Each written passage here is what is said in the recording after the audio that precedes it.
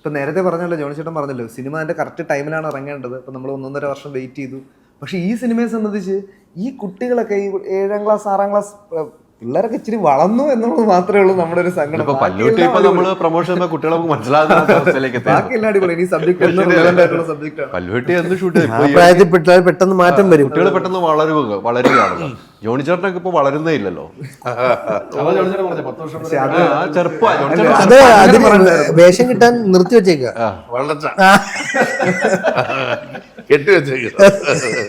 അല്ല ജോണി ചേട്ടനെ അന്ന് കണ്ട പോലെ തന്നെയാണ്. അങ്ങനെ തന്നെ ആവട്ടെ. പറയുന്നേട്ടൊന്നും ഹൈദരാലിക്ക് ഒരുപാട് മാറ്റമുണ്ട്. എന്തെങ്കിലും ഒരു മാറ്റം ഹൈദരാലിക്ക് ഉണ്ടായിട്ട് എനിക്ക് കണ്ണടച്ചാൽ മതി എന്ന് പറഞ്ഞു. എന്തെങ്കിലും ഒരു മാറ്റം ഒതുക്കിയിട്ടുണ്ട്. ആ ധ്യാനെല്ലാം അവിടെ കൂടി ഒരു ചോദ്യങ്ങൾക്കൊക്കെ ഒരു മയമൊക്കെ വന്നിട്ടുണ്ട്. പിള്ളേർ വരുമ്പോ ഉണ്ടല്ലോ വരേക്ക് തോന്നിയൊക്കെ പറയും. ഹൈദരാലി അത് നോക്കുക. അല്ല, ഞാൻ അജുവിൻ്റെ അടുത്ത് ധ്യാനമായിട്ട് ഞാൻ രാവിലെ ഫോണിൽ സംസാരിച്ചേ. അപ്പം ഞാൻ പറഞ്ഞു, അജുവിൻ്റെ ഒരു 4-5 പടങ്ങളാണ് ഒരുമിച്ച് ഇറങ്ങിക്കൊണ്ടിരുന്നത്. അപ്പൊ എന്നെ കവർ ചെയ്യുവാണോ അജു എന്ന് ചോദിച്ചിട്ടുണ്ട്. അയ്യോ, ആശാനെ ഞാൻ എവിടെ കവർ ചെയ്യാം. ഞാൻ പറഞ്ഞു അജുവിൻ്റെ ഇന്റർവ്യൂ ആണ്. അപ്പം ഇന്ന് ഉച്ച കഴിഞ്ഞ് ധ്യാനാണ്. അപ്പം ഞാൻ പറഞ്ഞു 4 പടങ്ങളാണ്. ഇന്നലെ ഹലോ മമ്മി, ആനന്ദ് ശ്രീവാൽ ഇറങ്ങാൻ പോകുന്നു, സ്ഥാനാർത്ഥി ശ്രീകുട്ടൻ ഇറങ്ങുന്നു, പിന്നെ ഒരു സിനിമ സ്വർഗം തിയേറ്ററിൽ ഓടുന്നു. 4 സിനിമ. അപ്പം 4 സിനിമ ഒറ്റ മാസം. അപ്പോൾ എന്നോട് ഞാൻ പറഞ്ഞു, എൻ്റെ സിനിമയിലെ മുകളിലേക്ക് അവൻ കയറി തുടങ്ങിയോന്നാണ്. അല്ല, ധ്യാൻ ഹീറോ അല്ലേ? പിന്നെ പുള്ളി ഹീറോ അല്ലേ? സ്വർഗത്തിൽ ഹീറോയാണ്. നമ്മൾ സൈഡിൽ മാത്രമേ ഉള്ളൂ. അതെ, അല്ല പുള്ളി അത് ചെയ്യട്ടെ. ധ്യാൻ്റെ ഒരു സിനിമ ഇല്ലാത്തൊരു വെള്ളിയാഴ്ച ഇപ്പൊ നമുക്ക് ആലോചിക്കാൻ പറ്റാത്തൊരു കാലമായി. ഏതോ ഒരു ഇതില് ഞാൻ ധ്യാനോട് 3-4 പടത്തിൽ അഭിനയിച്ചു. അപ്പൊ എല്ലാം കൂടെ അടുപ്പിച്ചടുപ്പിച്ച് ഇറങ്ങുകയും ചെയ്തു. അപ്പൊ ഒരു നിരൂപകൻ പറഞ്ഞു, ധ്യാനുണ്ട് ജോണിയാന്റെ ഫ്രീ ആണെന്ന് തോന്നുന്നു. ഒരു സീസണിൽ ഞാനായിരുന്നു. പിന്നെ 3-4 പടം ധ്യാൻ വിളിച്ചില്ല. ആ ഇന്റർവ്യൂ മാത്രം ധ്യാൻ കണ്ടു. ആ നിരൂപണം മാത്രം കണ്ടു.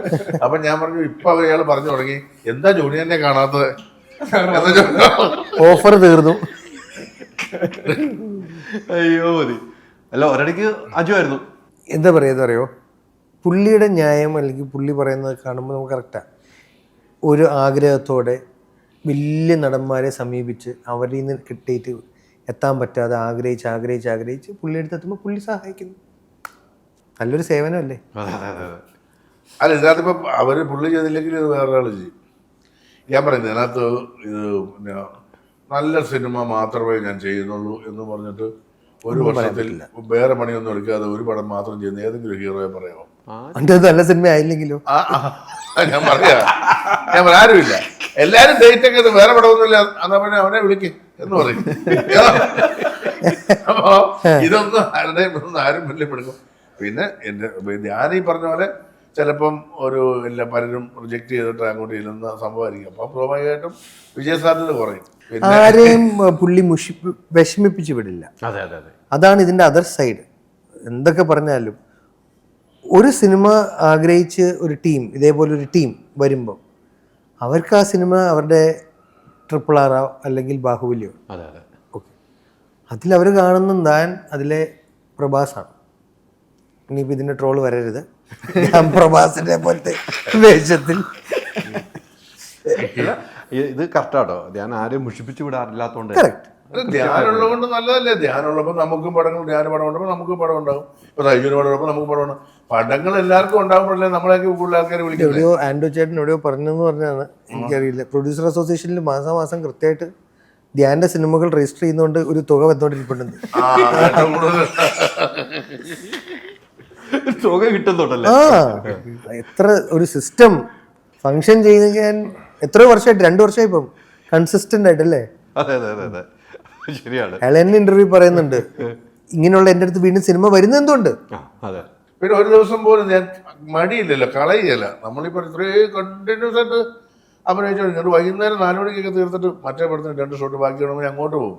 കൈ ഒടിഞ്ഞപ്പോഴും കൈ ഒടിയുമ്പോൾ എങ്ങനെ വിശ്രമവേളകൾ ആനന്ദകരാക്കാം എന്ന് വെച്ചിട്ട് പുള്ളി ഇനാഗ്രേഷൻസ്, ചാനൽ ഇന്റർവ്യൂസ്, അങ്ങനെയൊക്കെ. ഒരു പടത്തിന് മറ്റേ ഷോരയിൽ ദിലീപ് കുമാറിന്റെ പോലെ ഷാളാക്കിയിട്ടാ വിളിക്കുന്നു.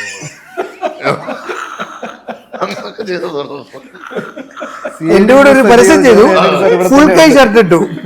എൻ്റെ ഒരു പരസ്യം ചെയ്ത് ഫുൾ കൈ ഷർട്ട് ഇട്ടു. അത് നിങ്ങൾ രണ്ടും ഒരുമിച്ച് അഭിനയിച്ചല്ലേ? ഫുൾ കൈ ഷർട്ട് ഇട്ടു ഇത് കാണാതിരിക്കാൻ.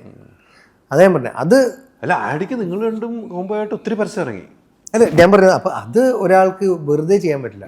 രാവിലെ പോയി ഇത് ചെയ്യുക എന്ന് പറഞ്ഞാൽ ആ പണിയെടുക്കാനുള്ള മനസ്സുണ്ടെങ്കിൽ അത് മാത്രം കണ്ടാൽ മതി. സമയം നേരം എന്ന് പറഞ്ഞ സിനിമ പറഞ്ഞല്ലോ, നല്ല നേരം മോശം നേരം, പടം ഓടാൻ വിധിച്ചിട്ടുണ്ട് അത് ഓടും. അത്രേ ഉള്ളൂ, അത്രേ ഉള്ളൂ. എനിക്ക് ജോണിച്ചേട്ടൻ പറഞ്ഞു ഷാളിഷ്ടം. അതൊരു ട്രോൾ ഫോട്ടോ ആയിട്ട് അല്ലേ രാത്രി നോക്കുമ്പം കൈയില്ലാത്ത ആടി സഞ്ജീവ് അല്ലേ? എന്തായാലും ഒക്കെയാണ്. ഇവര് അധ്യാപകരാണ്, കഥാപാത്രം പറഞ്ഞു. ഇവരുമായിട്ട് ഉള്ള കോമ്പിനേഷൻ ഉണ്ടല്ലോ അധ്യാപകരോട്? ഇല്ല ഉണ്ട്. ഇവര് ഉണ്ടാ ഉണ്ട്.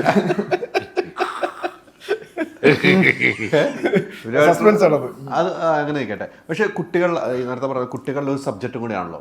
അതിനിവിടെ ആണ് ശ്രീജു എന്ന ഒരു ആക്ടർ അഭിനയിക്കുന്നത്. കുട്ടികളുടെ സബ്ജക്റ്റുകൾ ഇപ്പം പല്ലൂട്ടി തന്നെ അതിനകത്തുണ്ട്. ഈ കുട്ടികളുടെ സബ്ജക്റ്റ് കേട്ട് കഴിയുമ്പോൾ നമ്മളൊരു കഥാപാത്രത്തിലേക്ക് എടുക്കുന്നുള്ളൂ. എങ്ങനെയാണ് ഉൾക്കൊള്ളുന്നത്? നല്ല കുട്ടികളുടെ കൂടെ അഭിനയിക്കാം, ആ ഒരു സന്തോഷം വേറെ ആയിരിക്കുമല്ലോ. തീർച്ചയായും ഞാൻ കുട്ടികളുടെ കുറച്ച് അധികം പടങ്ങളിൽ ഞാൻ അഭിനയിച്ചിട്ടുണ്ട്. ഇപ്പം ആൻമറിയ കലിപ്പിലാണ് തൊട്ട് ഇപ്പം മാളികപ്പുറം, കോലുമിഠായി, പിന്നെ ഇപ്പം പല്ലൂട്ടി ഒക്കെ എല്ലാം കുട്ടികളായിട്ടുള്ള ഇൻട്രാക്ഷൻസ് ഭയങ്കര രസമാണ്. അല്ലെങ്കിൽ ചിലപ്പോൾ നമുക്ക് അങ്ങനെ നമ്മുടെ മക്കൾ അല്ലെങ്കിൽ മക്കളുടെ ഫ്രണ്ട്സ് ആയിട്ടുള്ള ഇൻട്രാക്ഷൻ നടക്കുന്നുള്ളൂ. പക്ഷെ ആ ലൊക്കേഷനിലേക്ക് ചെല്ലുമ്പോഴത്തേക്ക് ഇവർ ഭയങ്കര സ്പോണ്ടേനിയസ് ആണ്. ഇവരോട് ഇപ്പം നമ്മൾ ചില സാധനങ്ങളൊക്കെ ഇടയ്ക്ക് അറിയാണ്ട് നമ്മൾ കയറ്റുമല്ലോ, അതിനൊക്കെ കറക്റ്റായിട്ട് റെസ്പോണ്ട് ചെയ്യും. പിള്ളേർക്ക് അത്രയും എന്താണ് ഭയങ്കര സ്പോണ്ടേനിറ്റി അവർക്ക്. പിന്നെ എല്ലാവരും ഭയങ്കര ഇമ്മൻസ്ലി ടാലൻറ്റഡ് ആണ് എല്ലാ പിള്ളേരും. ഞാനിപ്പോൾ ഈ ചെയ്തിരിക്കുന്ന സിനിമകളുടെ ഞാൻ കുറേ പേരുകൾ പറഞ്ഞില്ലേ, ഇപ്പോൾ സ്ഥാനാർത്ഥി ശ്രീകുട്ടൻ വരെ ഓരോ കുട്ടിയും അതിനകത്ത് ഒരു സീനിൽ വരുന്ന കുട്ടിയാണെങ്കിലും അല്ലെങ്കിൽ അതിനകത്ത് ലീഡ് റോൾ ചെയ്ത ശ്രീരംഗാണെങ്കിലും അല്ലെങ്കിൽ ബാക്കി ത്രൂ ഔട്ട് അഭിനയിച്ചിരിക്കുന്ന കുറച്ചധികം കുട്ടികളുണ്ട്. ഇവരൊക്കെ ഭയങ്കര ടാലൻറ്റഡ് ആണ്. സോ അവരായിട്ട് അഭിനയിക്കുമ്പോഴത്തേക്കും നമ്മളും കുറച്ച് ഇതായിട്ടിരിക്കണം, കെയർഫുൾ ആയിട്ടിരിക്കണം, അലേർട്ടായിട്ടിരിക്കണം. എന്നാലേ നമുക്ക് വർക്കൗട്ട് ചെയ്യാൻ പറ്റുള്ളൂ. സോ അത് വെരി നൈസ് എക്സ്പീരിയൻസ്. പിന്നെ ഇത് പ്രൊഡ്യൂസ് ചെയ്യാൻ കാണിച്ച ബഡ്ജറ്റ് ലാബ് എന്ന് പറഞ്ഞ പ്രൊഡക്ഷൻ കമ്പനി, നിശാന്തും റാഫിയും, അവർ ഇത് ഇപ്പോൾ 2 വർഷം മുമ്പ് ആണല്ലോ ഒരു പ്ലാനിങ് ഒക്കെ തുടങ്ങുന്നത്.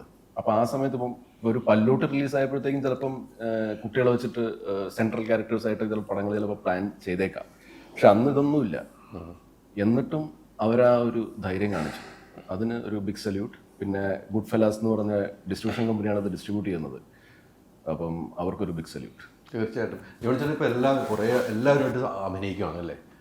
പുതിയ തലമുറയായിട്ടും പഴയ തലമുറയൊക്കെ ആയിട്ട് അഭിനയിച്ചു പോവാണ്, ഡയറക്ഷൻ ചെയ്തതാണ്.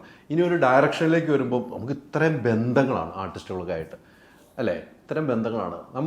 ഒരാളെ ചൂസ് ചെയ്യണമെങ്കിൽ കുറച്ച് ബുദ്ധിമുട്ടില്ലേ? ഒരു ചൂസില്ല. ഞാൻ നേരെ പരമ്പര അതിനപ്പുറത്ത് ഇപ്പം മമ്മൂക്കടുക്ക് പോകും ഒരു പടം ചെയ്യണമെന്ന് പറഞ്ഞു. അല്ല, ഞാൻ ആരെ പുതിയ ഒരാൾക്കേ പോകുന്നില്ല. കാരണം പുതിയ ആൾക്കാർക്ക് അവരുടെ കംഫർട്ട് സോണിലുള്ള ആൾക്കാരുണ്ട്. ഞാനെന്തിനാ വെറുതെ അമ്മാരനോന്ന് പറഞ്ഞാൽ അതിലും വലിയ വിഷമം അല്ലേ, നമുക്ക് മൊത്തത്തിലൊരിതാവും. അത് നല്ല നേരെ നമുക്ക് കൊണ്ട് പറഞ്ഞു ജോണിന്ന് പറയും, ഈ ഉറപ്പുണ്ട്, ആ ഉറപ്പ് മതി എനിക്ക്. അതാകുമ്പോൾ സന്തോഷമുണ്ടല്ലോ. നമ്മുടെ ഇരിക്കുന്ന ആൽബാബറ്റ് തുടങ്ങുന്ന ആദ്യത്തെ പേരല്ലേ മമ്മൂട്ടി. ആ സന്തോഷത്തിൽ ഞാൻ ഡയറക്റ്റ് ചെയ്യാതെ അഭിനയിച്ചൊക്കെ പൊക്കോളാം.